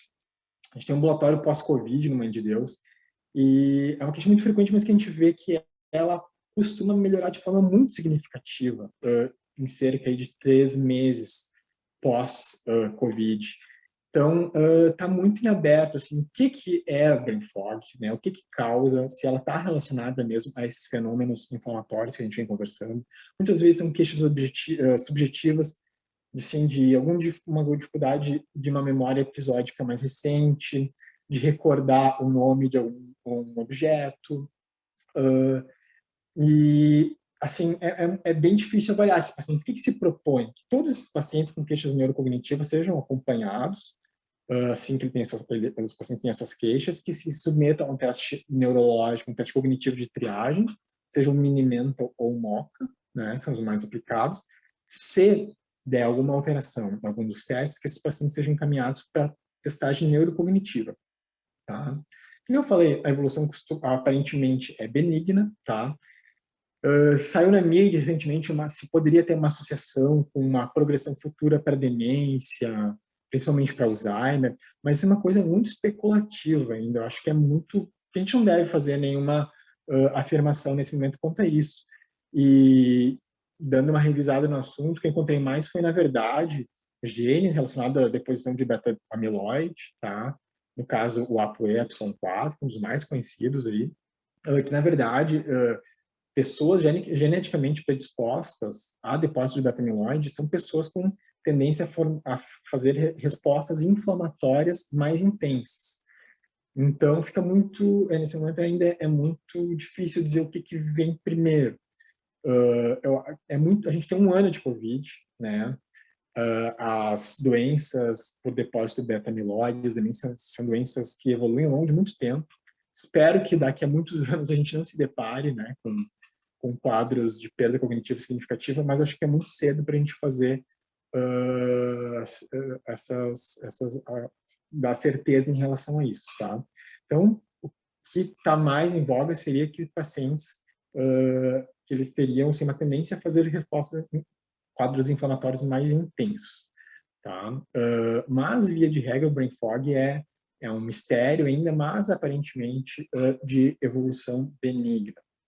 Aquela enfermeira que me procurou, por exemplo, lá, que eu falei no início do quadro, esqueceu como trabalhar no ambiente de CTI, estava com mioclonia, deu questão, toda investigação absolutamente normal, e 2 semanas depois estava normal, já está trabalhando a milhão na CTI, atendendo Covid, e foi um quadro que cedeu totalmente. Era uma pessoa que perdeu total a sua capacidade cognitiva por um período breve, tá? Então, assim, conclusões, né? Eu acho que nem o Lucas botou no final, a gente tem muito mais perguntas do que respostas nesse momento, né? Mas algumas coisas que a gente pode falar, assim, que os sintomas, as intercorrências neurológicas são muito comuns na COVID, né? Pode voltar uma, por favor. Isso. Então, assim, são muito comuns na COVID, né? A gente está aprendendo sempre sobre elas. Tem casos leves, mas muito desagradáveis. Não sentir um sabor de um café, de um alimento que tu gosta, tem consequências psicológicas, isso, né? Cefaleias, mialgias, são pacientes que acabam tendo dor crônica, né? Então, pegando quantidade de casos de Covid que a gente tem, esses quadros acabam sendo muito, muito importantes, né? Até dos não Covid, vamos falar, experiência pessoal, muitos pacientes com demência, que pela função de isolamento tiveram um declínio cognitivo bem importante nessa pandemia, então é urgente a resolução. Que nem o Lucas falou, que a gente tome uma atitude de tentar resolver essa pandemia para a gente poder voltar ao máximo que é a vida normal. É urgente isso, muito para pacientes idosos, isso, tá? UTI, então a gente vê esses casos mais graves. AVC, trombose venosa, plaquiopatia, tudo isso que eu conversei agora, tá? O substrato a tríade hipóxia, inflamação e dano vascular, é a principal. Tá? Os fenômenos para e pós-infecciosos, principalmente Guillain-Barré. A terapêutica geral segue, via de regra, semelhante aos quadros não COVID. E o prognóstico precisa ser definido. Mas, de forma geral, as queixas neurológicas, elas parecem, ainda bem, ter um curso benigno. Tá? Então, assim, pessoal, eu agradeço. Depois a gente segue conversando. Eu queria dizer que lá no Mãe de Deus a gente está bem ligado, apesar da medicina interna e infectologia estarem na ponta de frente, assim, do tratamento da Covid, a relação é bem próxima, né?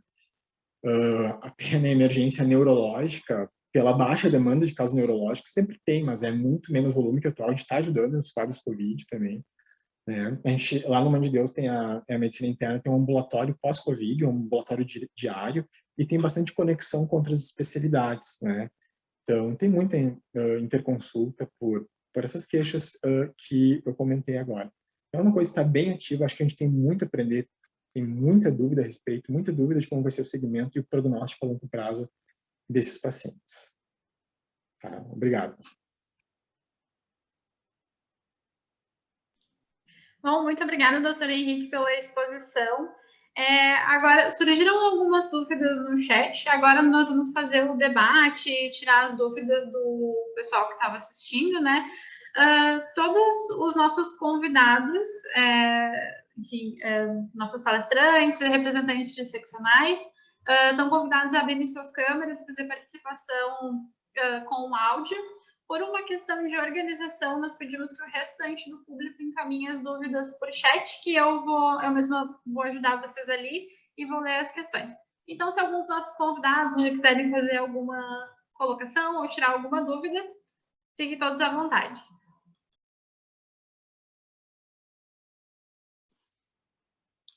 Queria fazer uma pergunta. Estão me ouvindo? Certo.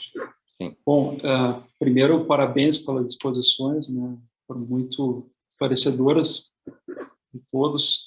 Eu queria fazer uma pergunta que seria mais para o Wagner, mas talvez o Lucas possa complementar.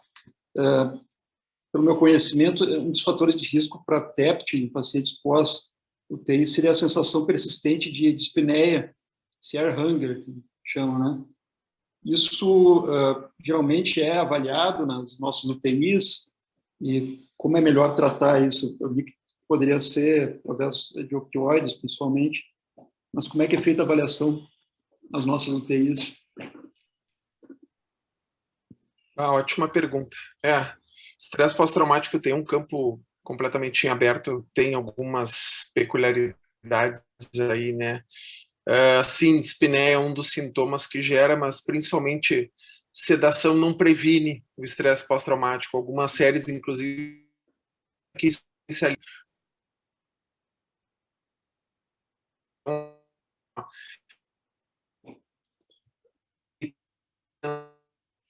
sufocado, e como ele está na interação com o ambiente, ele não sabe que tem um tubo na garganta, não sabe que está dentro de uma UTI, ele pode ter a ilusão de que está sendo sufocado ou algo do tipo, né?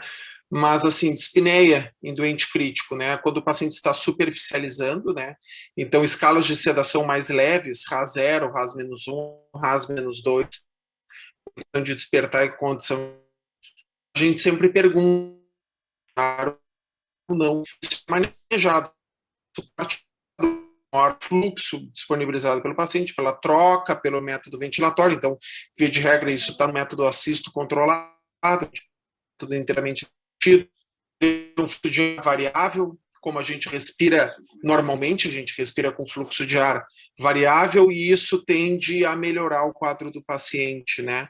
Eventualmente tem que se fazer o uso de bolos de sedativo ou de opioide de maior potência, como fentanil, né? Mas é um desafio também, tem muita técnica e muito refino na troca do modo ventilatório, em ajustes no ventilador que ajudam, mas essa sensação muito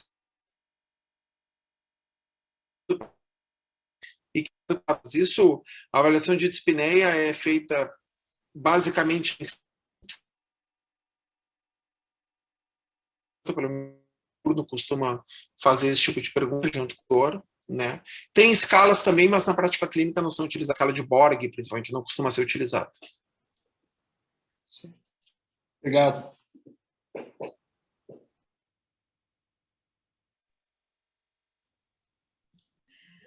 Bom, vou aproveitar uma pergunta do nosso chat. Então, a Rafaela Lima perguntou como manejar cefaleia crônica no pós-Covid.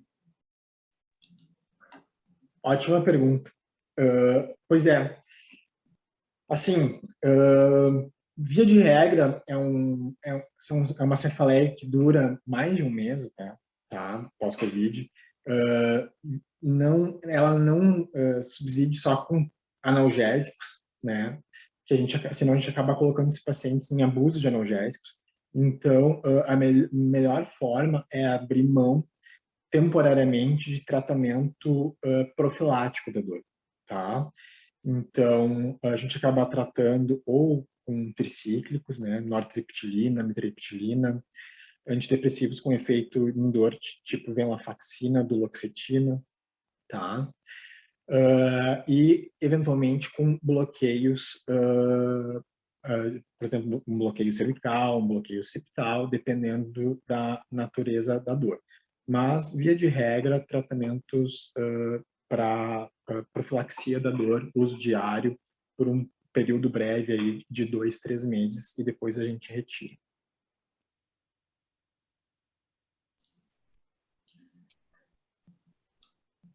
Muito obrigada, doutor Henrique. Vamos para mais uma pergunta do chat, então. A Valdirene Ziemniczak, tem um sobrenome estrangeiro, perguntou: algumas sequelas neurológicas e cognitivas deixadas pela Covid poderão ser recuperadas com estimulação cognitiva?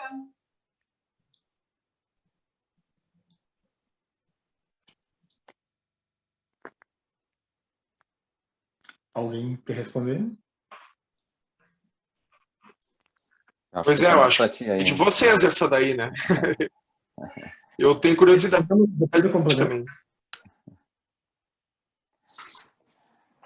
Do ponto de vista, né, mais psicológico, né, bom, a gente sabe o quão demandante é passar pela doença e por tudo isso que está sendo dito, né, e a gente não está lidando, como o Wagner falou, com um cenário usual, né? A gente está com um cenário de atendimento desses pacientes em UTIs improvisadas, com equipes lidando no limite, né, da exaustão, e com isso proporcionando uma experiência de cuidado que também não é a ideal, né?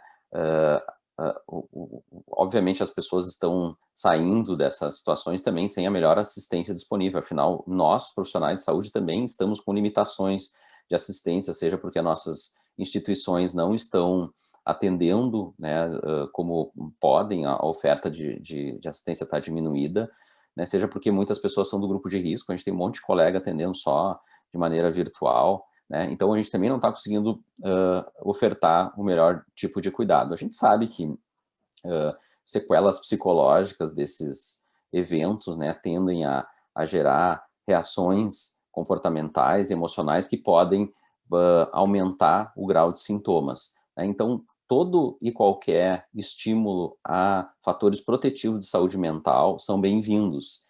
Por mais que a gente tenha restrições hoje, a pessoa poder sair para o ambiente aberto, fazer atividade física, ter estímulo ambiental, né, seja através de luminosidade natural, né, seja porque está vendo movimento, lugar amplo, aberto, né, vendo, enfim, claridade, né, podendo circular com segurança em parques, em ruas, em calçadas, em espaços abertos de condomínio, são atitudes conservadoras importantíssimas para a gente preservar saúde mental e estímulo cognitivo também.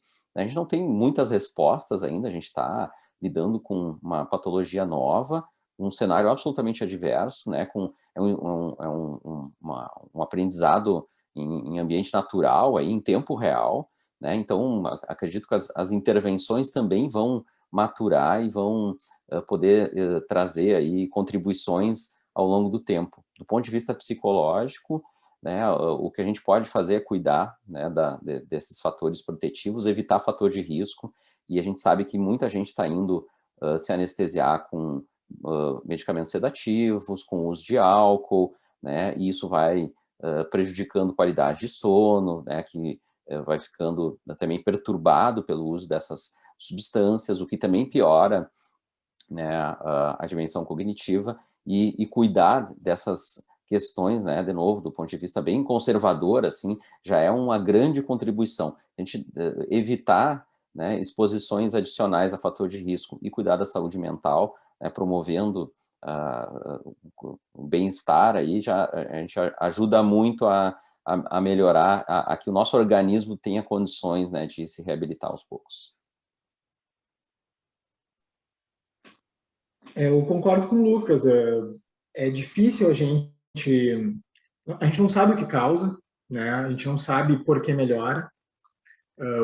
E tudo que, além do tempo, que é uma coisa que a gente não controla e parece ter um efeito benéfico, talvez por ceder toda a inflamação relacionada às complicações da Covid, tudo que for benéfico do ponto de vista de estilo de vida, de saúde, certamente vai agregar em desfechos melhores. A questão é a nossa limitação pela situação social que a gente está.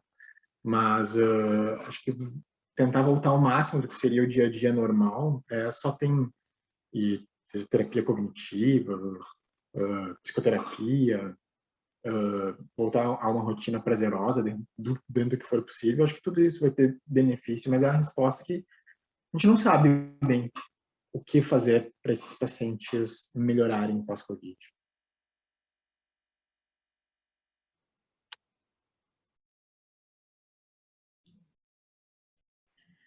Bom, vamos fazer mais uma última pergunta do chat, então.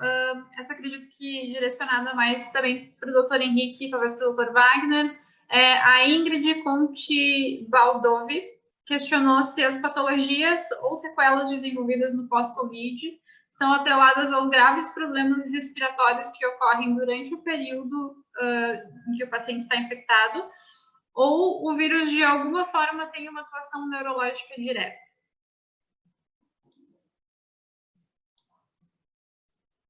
Começa comigo, de repente? Ou vai o Henrique aí? Tá, posso falar? Eu acho que não dá para isolar um fator só, né? O dano inflamatório, o dano viral, o dano vascular, dano da hipoxemia, eles são concomitantes, eles concorrem juntos para um desfecho, né? Me parece também, quero ver a impressão do Wagner, que a inflamação ela é muito importante para os eventos neurológicos, né? AVC, trombose venosa cerebral, Guillain-Barré, perda cognitiva, mas não tem dúvida, naquele artigo, por exemplo, que eu mostrei ali, da stroke, da encefalopatia na critical care, que as lesões pulmonares com uma hipoxemia sustentada, elas podem levar a uma leucoencefalopatia, levam a lesões de substância branca. Então, eu acho que são coisas concorrentes, as lesões hipóxicas e as consequências inflamatórias do vírus. Aqui, em relação a efeito viral direto, ao neurotropismo direto, aquilo que eu coloquei ali, que é uma questão que está em debate, né? Que talvez o vírus ele atue mais por uma inflamação, gerando uma endotelite, do que ele ser um vírus neurotrópico. Ele não parece ser um vírus que diretamente, assim como o vírus da herpes, da polio, por exemplo, ele vai entrar e vai fazer lesão neuronal direta. Então, o foco parece são esses epifenômenos ao redor da COVID que propiciam as complicações mais do que o efeito viral direto. Perfeito. Acho que só complementando, acho que a pergunta é pertinente. Assim, né? São eventos associados, né? Eles são associados, mas não são necessariamente correlacionados. Não é a hipóxia com a hipoperfusão cerebral que vai o dano, né? Até não é o que a gente tem visto, até porque mesmo em cenários de hipóxia não tão graves assim, a oferta de oxigênio para o tecido cerebral não é diminuída, via de regra, né? Mas, claro, a gente tem um cenário de gravidade de doença, quer por carga viral aumentada, né? Exposição à carga viral aumentada, que tu está infectado, quer por resposta inflamatória a essa carga viral, que vai dar um dano pulmonar mais grave e que também pode, eventualmente, dar um contexto multissistêmico mais grave. A gente está falando de cérebro aqui, mas é a falência renal, é a falência hemodinâmica, uma potencializa a gravidade da outra, e são mecanismos que aumentam o risco do paciente morrer e de ter uma repercussão clínica pior, né? Então, assim, claro, eu acho que o denominador comum aqui é a gravidade da doença e são eventos associados, é a impressão que eu tenho de outras falências crônicas que não são o escopo dessa reunião, mas que também ocorreram.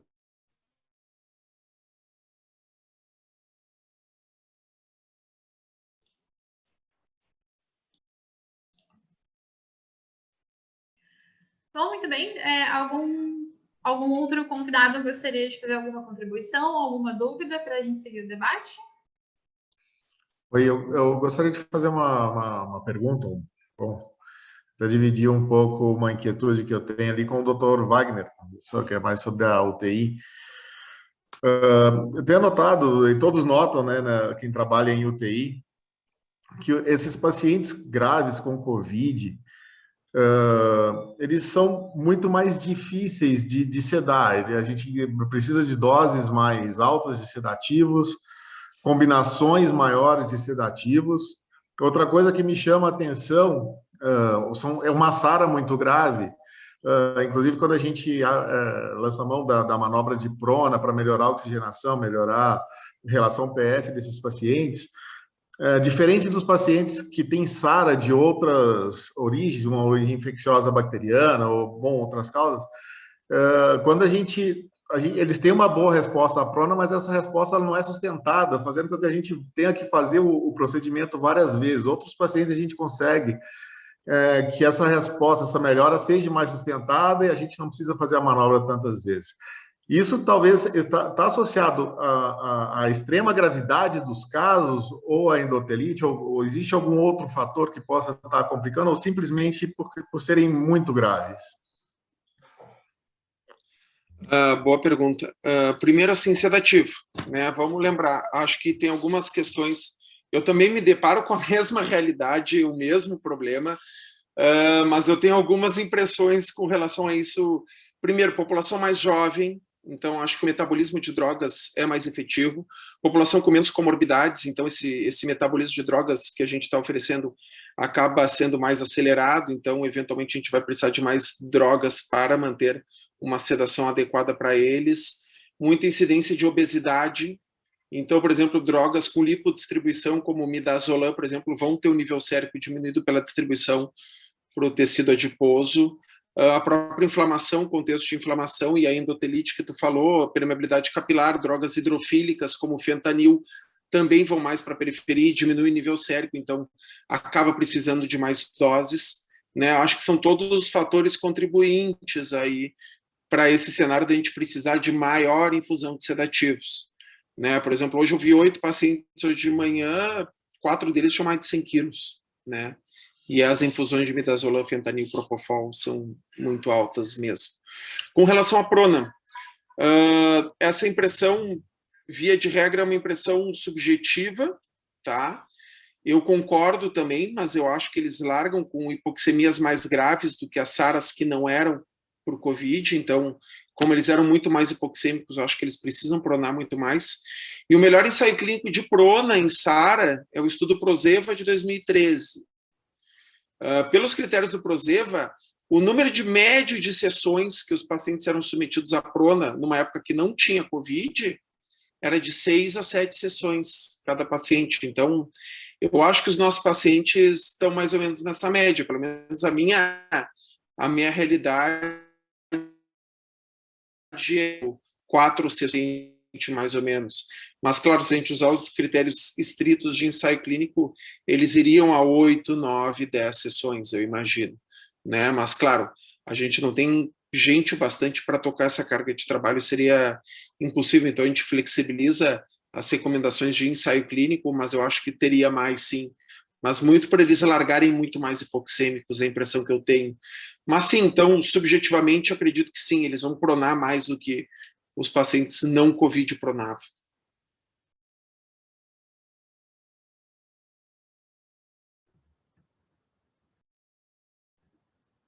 Posso perguntar? Eu queria perguntar, então, se da mesma forma como é mais difícil fazer a sedação de pacientes com alguma comorbidade relacionada, vocês notam que as sequelas neurológicas e psiquiátricas também têm associação com alguma comorbidade específica?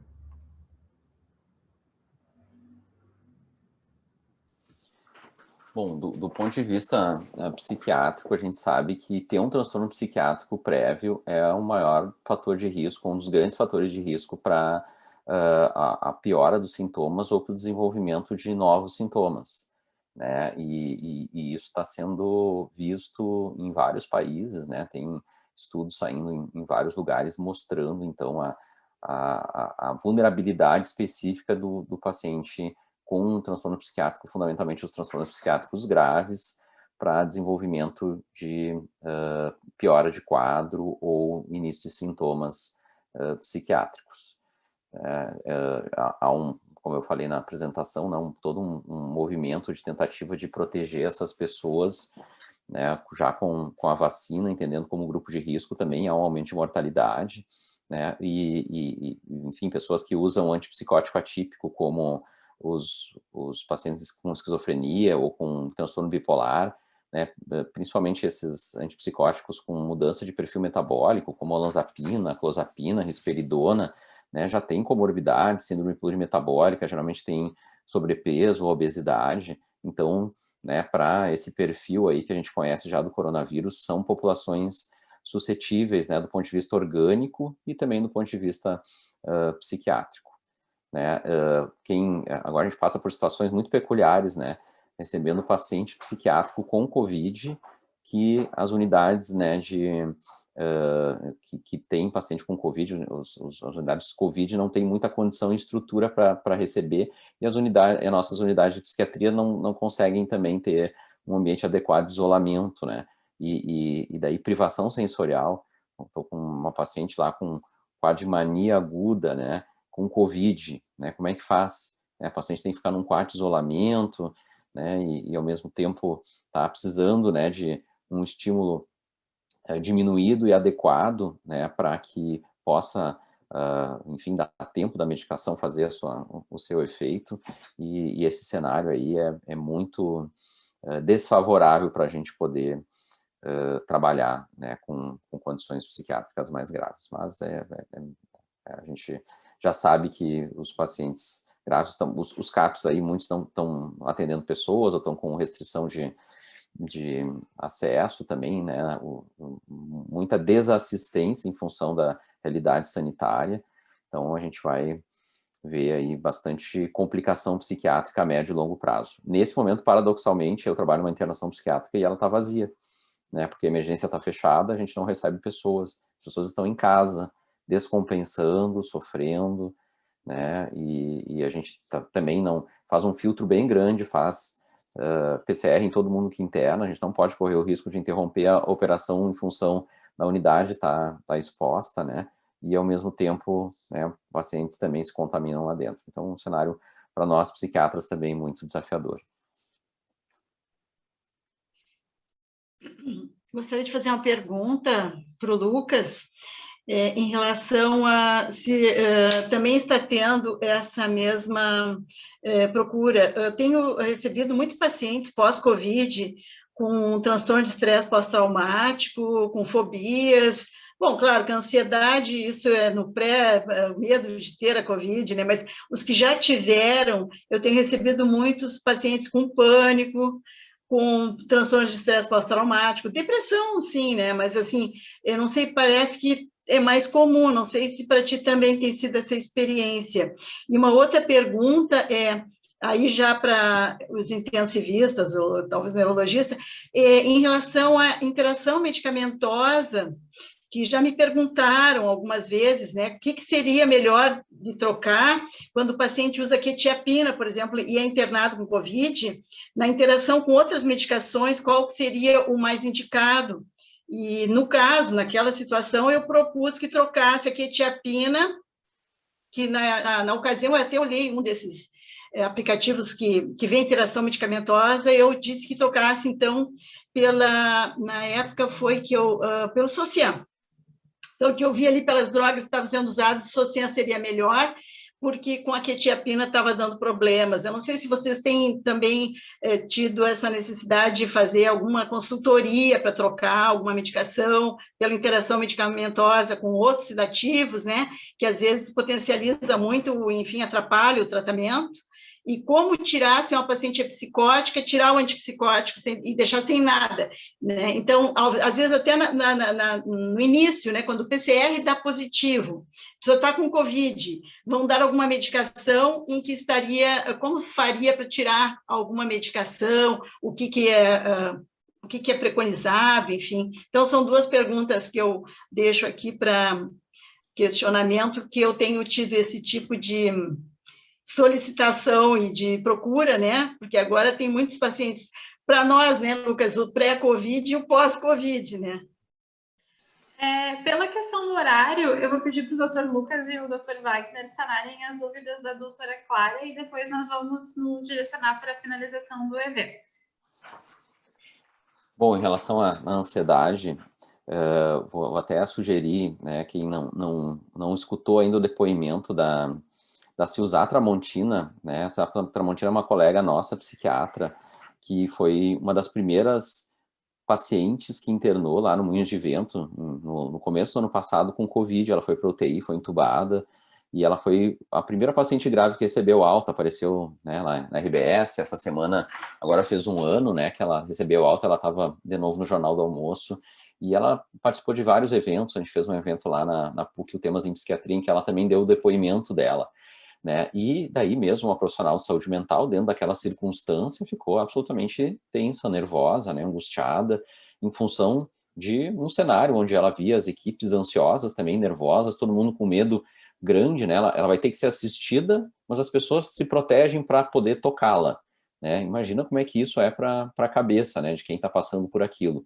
né? Então há todo um aparato, né, para que as pessoas também tenham um mínimo de contato, né, físico, e a gente perdeu daí, né, a possibilidade de aproveitar uma das coisas que nos demanda muito, né, o contato físico sempre foi muito fomentado. Nós, profissionais de saúde mental, até fevereiro do ano passado, né, sugeriríamos que, né, as pessoas fizessem contato físico, aperta a mão, dá um abraço, né, esteja junto, e hoje isso é ameaçador. Então, isso aí dá um tilt aí na cabeça e no cérebro, ainda mais, né, quando a gente está lidando com uma doença que acomete o sistema respiratório, e daí esse mecanismo da ansiedade, né, uma das reações mais precoces da ansiedade é uma hiperventilação, né, uma reação de luta ou fuga, o organismo, né, enfim, o eixo hipotálamo-hipófise adrenal dispara, a gente recebe uma carga de adrenalina e cortisol, a gente começa a hiperventilar, né, e pode fazer uma alcalose respiratória, enfim, tá toda uma reação fisiológica. Isso se confunde muitas vezes com o medo da Covid e um sintoma da Covid, que é a dispneia, né? Então, sim, né, acho que as síndromes ansiosas, né, relacionadas ao transtorno do pânico, ansiedade generalizada, ansiedade de doença, né, tudo isso hoje está, né, bastante prevalente e tem sido uma demanda importante aí de consultório, de atendimento, agora dos teleatendimentos, né? Nós tivemos muita facilidade de se adaptar a isso, os profissionais de saúde mental. Então, sim, né, particularmente quadros de ansiedade têm aparecido mais e acredito que vão aparecer muito mais, né, passando aí as ondas e as pessoas se desintocando, né, e tendo que enfrentar, né, ambientes que também vão estar relacionados a ameaças.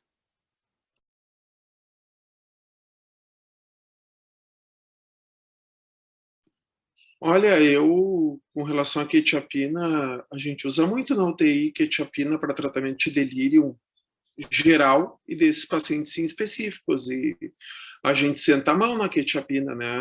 Via de regra, a gente dá doses 50 a 100 miligramas dia, monitoriza a função hepática, a função renal, mas os pacientes precisam, a gente e eu tenho por hábito, via de regra, a gente tem um paciente esquizofrênico na UTI, um paciente portador de transtorno bipolar, a gente tende a manter as drogas psiquiátricas dele, justamente pensando num período de pausa de sedativo, manter a partir do momento que o paciente tem estabilidade clínica. Eu não teria maiores problemas em manter drogas psiquiátricas num paciente com COVID, até porque na forma leve de COVID ele vai precisar de antitérmicos, né, medicamentos sintomáticos. Na forma grave, se somam sintomáticos, o corticoide. Não teria problema ter, do ponto de vista de internista, né? Como eu também sou internista, eu manteria tranquilamente. Bom, então, antes da gente finalizar, 2 recadinhos rápidos. A nossa atividade vai gerar certificados para o pessoal que estava perguntando no chat. Eles vão ficar disponíveis em até 7 dias úteis, automaticamente no site da Simpla. E a nossa palestra foi gravada e vai ficar disponível no YouTube da Anhiggs, é só conferir lá.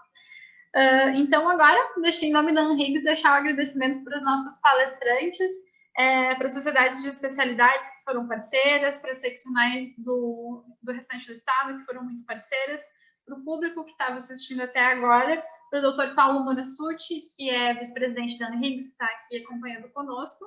E para finalizar a nossa atividade oficialmente, eu vou passar a palavra para o coordenador da Caravana Digital Anhiggs, que é o Dr. João Rogério da Silveira, diretor de Assistência e Previdência da Associação Médica do Rio Grande do Sul. Doutor João, pode realizar o fechamento da nossa atividade. Muito obrigada a todos.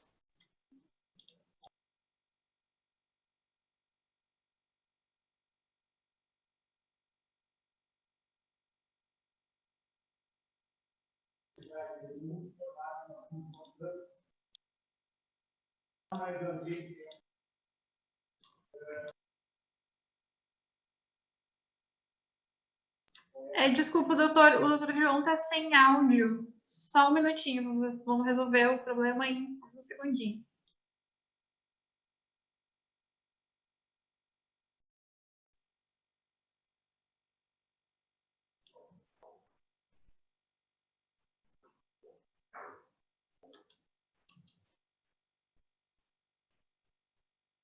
Doutor João, acho que o senhor vai tentar novamente.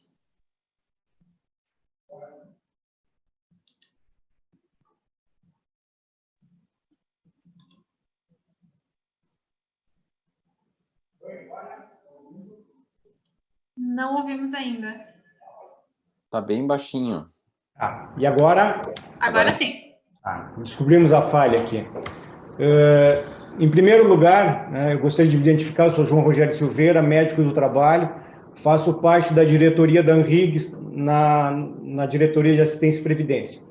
E me foi incumbido pelo nosso presidente, Dr. Gerson Junqueira, para dar continuidade a essa nossa atividade das caravanas, ou seja, um objetivo de interiorizar a Anhiggs, né, em todo o estado. Lucas, Wagner e Henrique, eu gostaria então inicialmente de parabenizar vocês e agradecer pela essa disponibilidade de dar início a essa nossa atividade, uma atividade diferente, porque antigamente as caravanas eram feitas estanques. Nós íamos, por exemplo, a Passo Fundo, íamos a Caxias, ou íamos a Pelotas, e fazíamos atividade corpo a corpo, né, uma aproximação Anhiggs com as entidades, as sociedades médicas, as sociedades de especialidades.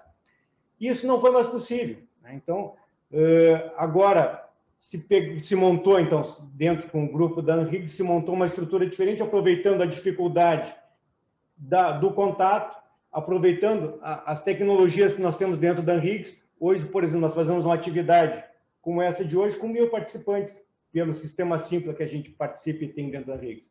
Então, se conseguiu dividir o Estado em 10 regiões, 10 atividades neste ano, falando sobre termos técnicos científicos.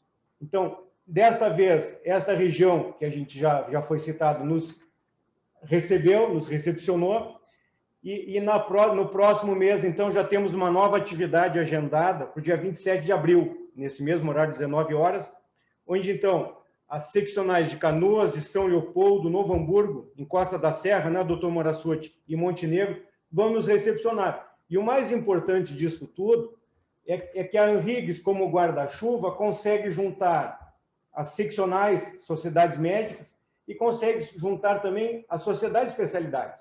Então, a sociedade de especialidades nos vai dar a ferramenta técnica e nós vamos conseguir fazer o mais importante que o Dr. Gerson, desde o início, que nós assumimos a Anhiggs, determinou, que a gente consiga fazer o protagonismo do médico gaúcho dentro do Estado, inclusive fora. Nós temos muitos colegas que têm uma capacidade muito grande de poder contribuir, de poder dar o melhor de si lá no interior, e que a gente pode somar esses conhecimentos e, principalmente, fazer o que a gente está querendo. Não adianta ter uma associação se não tiver sócios, se não tiver pessoas parceiras para a gente fazer ela ser forte, técnica, científica, e com o objetivo de fazer nós estarmos unidos. Como aconteceu hoje. Para vocês terem uma ideia, hoje nós tínhamos, né, no pico, em torno de 170 pessoas participando. Normalmente, nas caravanas, ficavam em 50, 60 pessoas. Então, isso vai multiplicar. E se nós conseguirmos, junto com a sociedade de especialidade, junto com as sociedades médicas e as seccionais, juntar, no final do ano, nós vamos ter um grupo muito grande de pessoas comprometidas, discutindo temas técnicos científicos, que é o nosso objetivo maior, e estando muito mais organizados. Então, mais uma vez, em nome do Dr. Gerson Junqueira, eu queria agradecer a participação de todos os colegas e dizer, então, que no dia 27 de abril nós vamos estar de novo dando continuidade às caravanas de uma forma virtual, mas muito juntos. Muito obrigado. Dr. Marassuti, queria terminar, dar uma palavra final. Está sem áudio. Agradecer a todos pela presença e dizer que eu me entusiasmei com o nível de conhecimento demonstrado pelos debatedores e aprendi muito hoje. Obrigado pela excelente aula ministrada por vocês, viu? Foi muito boa. Obrigado. Então, tá ok, pessoal. Mais uma vez, obrigado a todos e